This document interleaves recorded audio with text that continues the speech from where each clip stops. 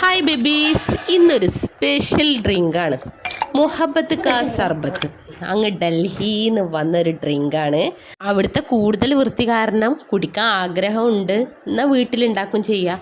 അപ്പോൾ പെട്ടെന്ന് കസ്കസ് ഉണ്ടെങ്കിൽ കുതിരാൻ വെച്ചോളി.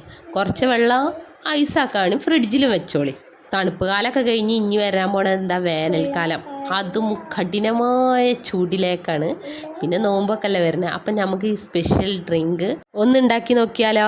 അപ്പം ചക്കര എടുത്തിട്ട് അതിൻ്റെ മേലത്തെ കുരില്ലാത്ത ഭാഗം ചെറുതായിട്ട് കുനുകുനായിട്ട് അരിഞ്ഞിട്ട് ഒരു പാത്രത്തിൽ മാറ്റി വെക്കുക. ബാക്കിയുള്ള കുരുള്ള കഷ്ണമില്ലേ, അത് മിക്സിൻ്റെ ജാറിലേക്ക് ഇട്ടിട്ട് വലുതാക്കി അടിച്ചോളി. എന്നിട്ട് പഞ്ചസാര ഇട്ട് ഒന്ന് ക്രഷ് ചെയ്യാം. കുരു കൂടുതൽ അടിയരുത്. എന്നിട്ട് അരിച്ച് വൃത്തിയാക്കുക. അത് വലിയൊരു ടാസ്ക് തന്നെയാണ് കേട്ടോ. അങ്ങനെ കുറച്ച് കഴിഞ്ഞതിന് ശേഷം നമ്മൾ പശുവിൻ്റെ പാൽ ഒഴിച്ച് കൊടുക്കുക. തേങ്ങാപ്പാലായാലും മതി, പക്ഷെ തേങ്ങാപ്പാൽ ഗ്യാസുള്ളവർക്കൊക്കെ പ്രശ്നമാണ്. അപ്പോൾ അതുകൊണ്ട് ഞങ്ങളിവിടെ പശുവിൻ്റെ പാൽ തന്നെയാണ് എടുത്തിട്ടുള്ളത്. പശുവിൻ്റെ പാൽ. പിന്നെ മെയിനായിട്ടാണ് ചേർക്കുന്നത് റൂഹ് അഫ്സ. അതാണ് ഇതിൻ്റെ ടേസ്റ്റ് മാറ്റിമറിക്കണം. ഒരു കിടിലം ടേസ്റ്റ് എന്ന് തന്നെ പറയാം. ഇഷ്ടമില്ലാത്തവർക്ക് അത് സ്കിപ്പ് ചെയ്താൽ അതിൻ്റെ ടേസ്റ്റ് പോയിട്ടാണ്.